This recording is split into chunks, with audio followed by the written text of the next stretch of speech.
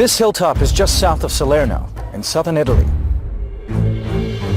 I'm Matthew Settle. In 71 BC, Rome's legions fought a desperate battle against an army 32,000 strong, led by the gladiator Spartacus. It was not an invasion force they faced, but an army of slaves fighting for their own freedom. Both armies numbered around 32,000 men, but here, all similarities ended. The Romans were led by their wealthiest citizen, Marcus Crassus. This was a battle between the army of the poor and the richest man in Rome. The whole structure of Roman society was at stake. Spartacus had to be stopped at all costs. Now, with new video game technology, you are about to see this great battle as never before. The vast numbers of soldiers, the troop formations, how they fought, and how the battle was won. Get the view the generals wished they had, now on Decisive Battles.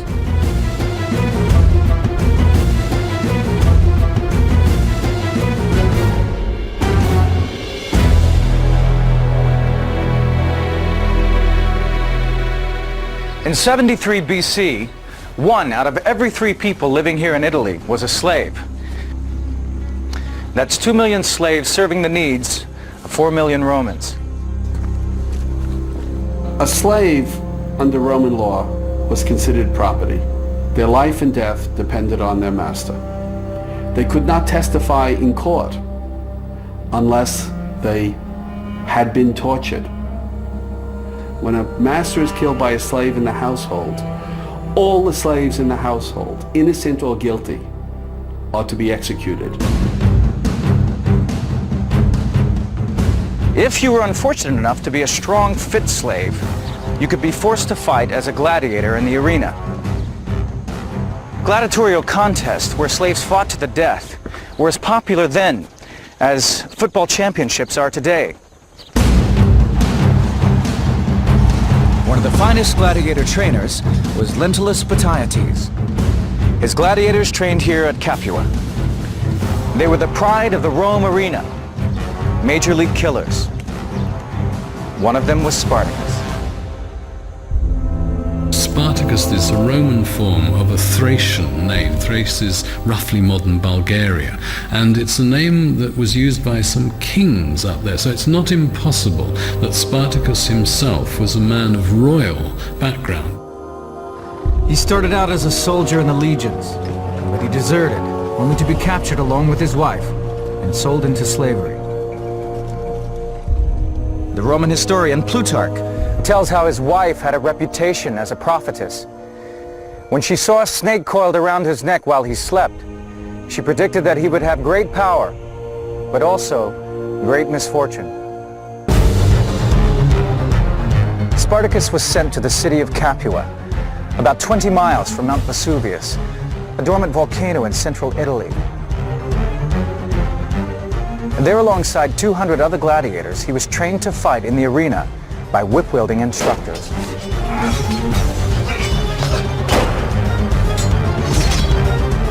These were the gladiators' quarters beneath the amphitheater. They waited here before being taken up for battle in the arena. The one thing gladiators could be sure of was that they would die sooner or later.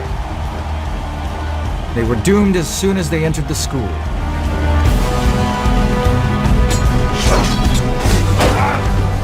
Although they obviously were at risk of their lives every time they went into the arena, nevertheless, they were seen as heroes. The gladiators became kind of rock stars of their day. We have graffiti in Pompeii saying, "All the girls love the gladiator Paris."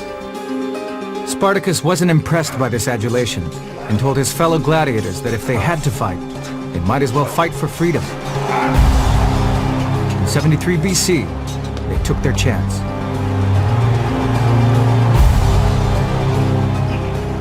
He led 200 gladiators as they attempted to break out of the school, armed with weapons they had stolen from the kitchen, chopping knives and spits. 70 of them made it. They raced through the town and stole a consignment of gladiator weapons, which were being transported to other cities. Local soldiers were sent to recapture the escaped slaves, but they stood no chance against the highly trained gladiators. They were quickly killed and routed.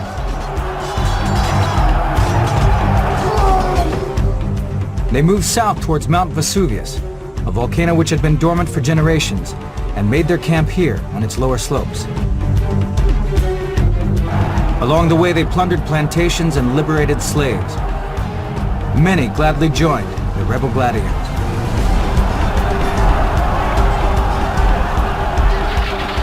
Rome finally had to intervene and sent an army of 3,000 men to quell the rebellion. Its commander, Claudius, was sure of success. He cornered the gladiators on a hilltop near Vesuvius, but this part of the slope was covered in vines. Spartacus ordered his men to cut the vines and make ropes out of them. In the dead of the night, they quietly lowered themselves down a cliffside and surprised the Roman troops by attacking from behind.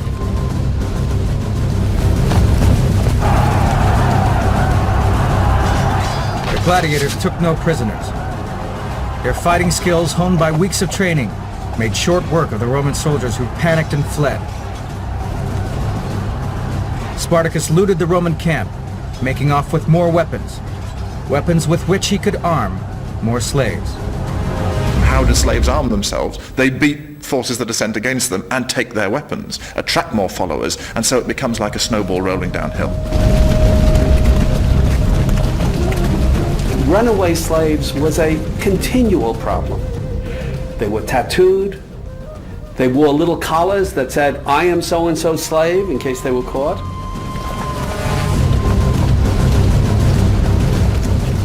Spartacus' successes had inspired them. Thousands escaped to his camp. Soon he had an army of 70,000 men. The army is made up of a huge diversity of nationalities. Thracians, Gauls, Spanish, Africans, different languages, different cultures.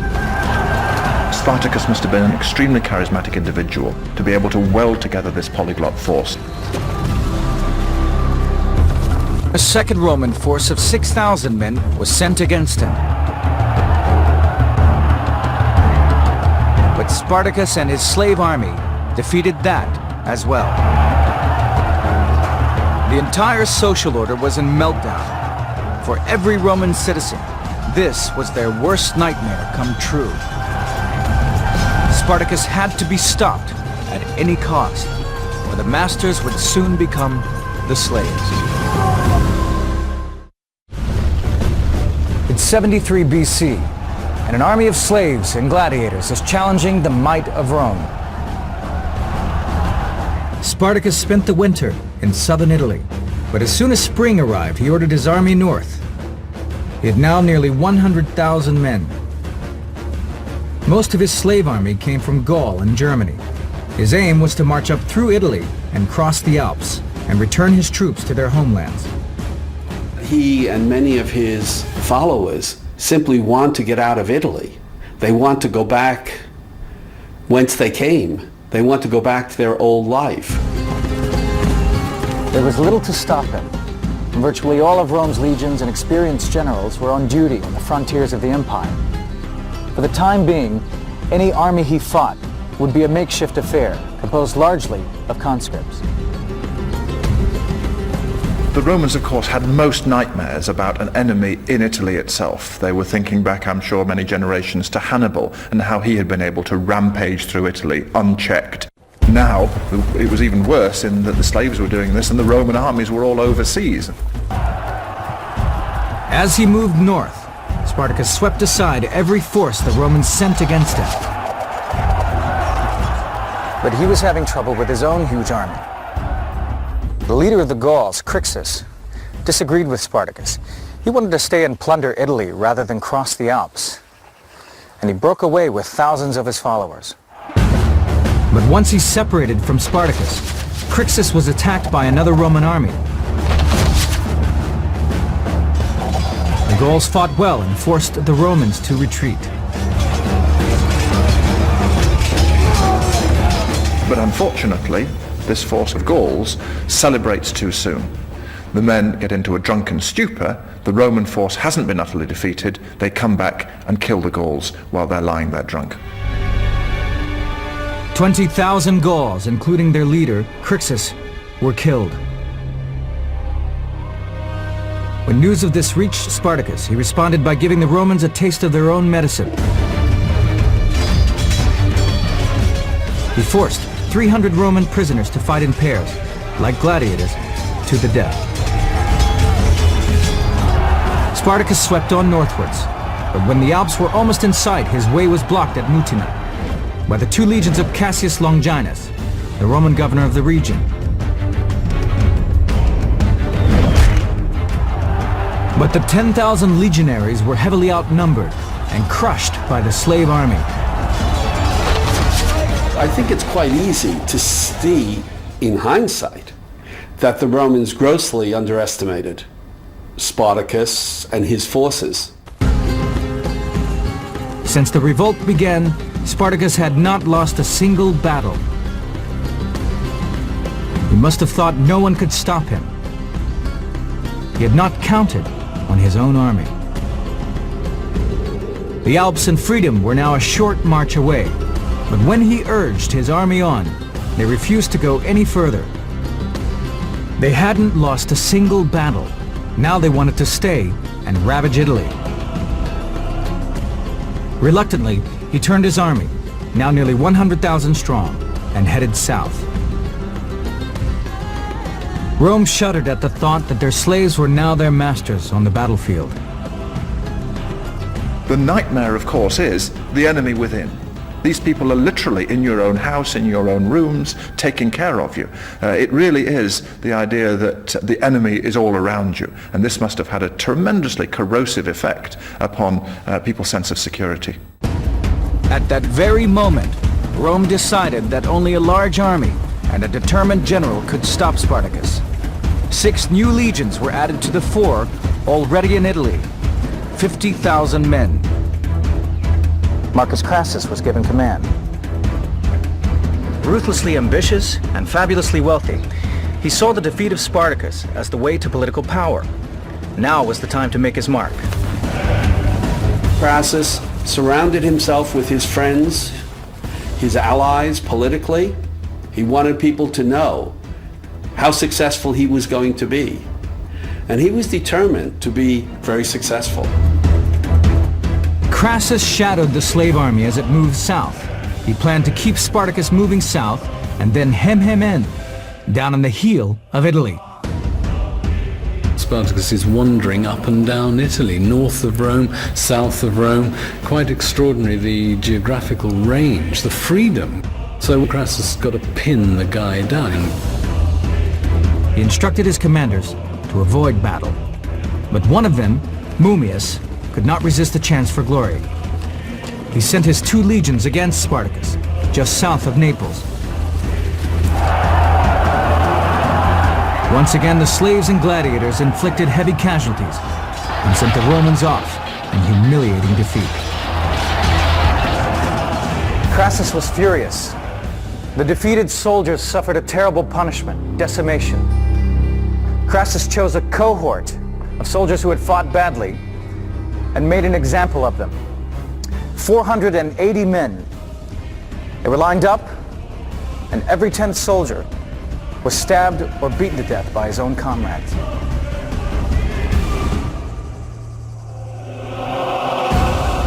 We're told that this improved the morale of the other Roman forces, which tells us something about the way the Romans thought about war, as well as about the ruthlessness of Crassus. Presumably, it focused the attention of the others on their next battle. The Roman soldiers realized they had more to fear from their commanders than the enemy, and discipline was restored. The Roman legions tracked Spartacus as he moved further and further south. By the beginning of 71 BC, Spartacus was in Bruttium, in the toe of Italy. But he was determined not to be penned in there by Crassus. He planned to board ship and sail to Sicily, where there was a large slave population. Safety was just 5 miles away. But Crassus was hot on his heels and determined to wipe out the slave army once and for all. 71 BC. The Roman general Crassus has Spartacus and his slave army cornered in the heel of Italy. The only ships available to Spartacus were owned by pirates from Cilicia in southern Turkey. They had promised to take him and his army to Sicily. Somewhere around here, he waited and waited, but they never came. Betrayed by the pirates, some of the men tried building rafts, but they were useless against the strong currents.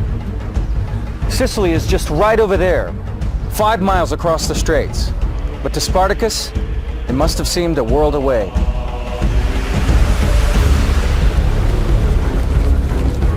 Now Crassus closed in, with an army of 32,000 men. He ordered his troops to build a ditch and a wall across Bruttium, from one coast to the other. It was 40 miles long. When it was completed, Spartacus was trapped.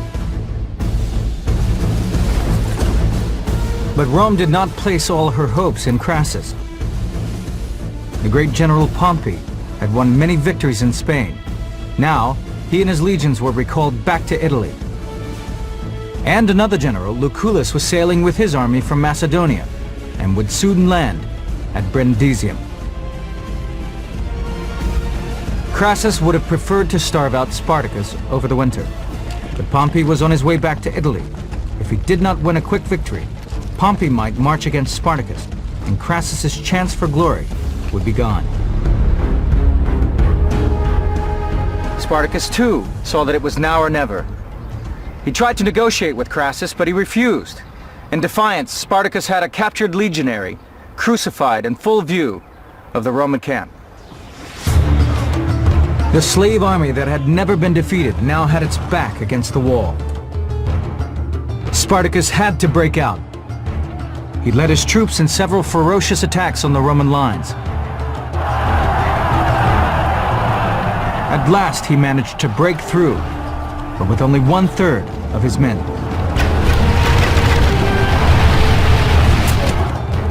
He could not escape by sea and had no choice but to head north. Crassus followed and attacked Spartacus again. The gladiators knew that they had to win or die.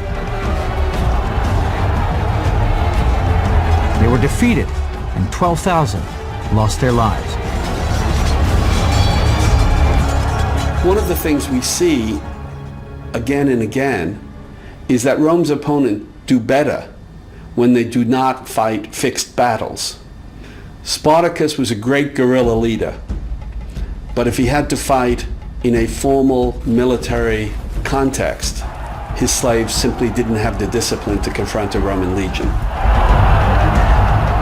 Spartacus struggled on with what was left of his army, Crassus in hot pursuit. In a desperate bid to gain the upper hand, Spartacus turned and attacked him at the river Salerno. He killed his own horse to show his men there could be no retreat.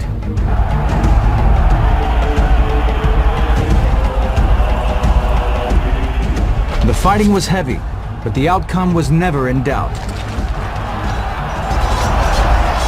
Spartacus made straight for Crassus and killed 2 of his centurions before he was cut down himself. The slave army no longer had the numbers to overwhelm the discipline of the legions. The remaining 35,000 rebels were defeated. The body of Spartacus was never found. Around 5,000 slaves escaped, but they ran straight into Pompey's army, which had just arrived from Spain. They were all killed or captured. Pompey was one of these men who could sniff out a bit of glory from a long distance. And although he really didn't take part in the decisive battle, he did capture about 5,000 of the runaway slaves and put them to death. And he got to Rome and took credit for the whole victory. Crassus was furious. What Pompey did was to attempt to steal the glory from Crassus by making out that but for him, the Spartacus rebellion would have continued. For this and his victories in Spain, Pompey was given a full triumphal procession. But Crassus was only given an ovation, a lesser honor, for his victory had merely been over slaves. But he made sure Rome would remember him. He had captured 6,000 slaves and gladiators alive. Now he used them to underline his victory. This is the Via Appia, the main road into Rome. Crassus had all 6,000 men crucified and their crosses placed at 40-yard intervals along the roadside. The bodies were never taken down. For years afterwards, all travelers along this road could see the revenge of Rome. But nothing could destroy the memory of Spartacus, the gladiator who led slaves against their masters and became a symbol for resistance that still endures today.